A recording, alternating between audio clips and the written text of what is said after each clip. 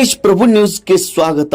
ಕಬ್ಬು ಕಟಾವು ಮಾಡುವ ಯಂತ್ರಕ್ಕೆ ಆಕಸ್ಮಿಕವಾಗಿ 2 ಮಹಿಳೆಯರು ಸಿಲುಕಿ ಪರಿಣಾಮ ಇಬ್ಬರು ಸ್ಥಳದಲ್ಲಿಯೇ ಮೃತ್ಯುಪಟ್ಟಿದ್ದಾರೆ. ಅವರ ಹೆಸರುಗಳು ಬೌರವ ಲಕ್ಷ್ಮಣ್ ಕೋಬಡಿ 60 ವಯಸ್ಸು ಹಾಗೂ ಲಕ್ಷ್ಮೀಬಾಯಿ ಮಲ್ಲಪ್ಪ ರುದ್ರಗೌಡರ 65 ವಯಸ್ಸು.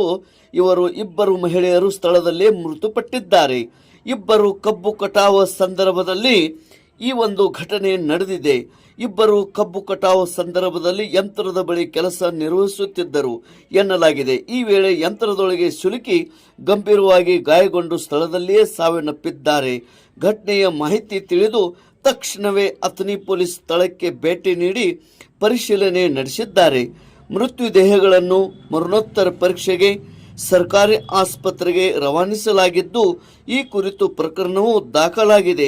ಪೊಲೀಸರು ತನಿಖೆ ಮುಂದುವರಿಸಿದ್ದಾರೆ.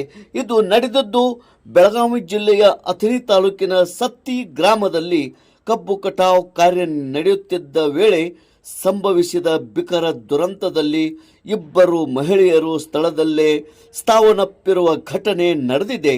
ತೇಜ್ ಪ್ರಭು ನ್ಯೂಸ್, ಸತ್ತಿ.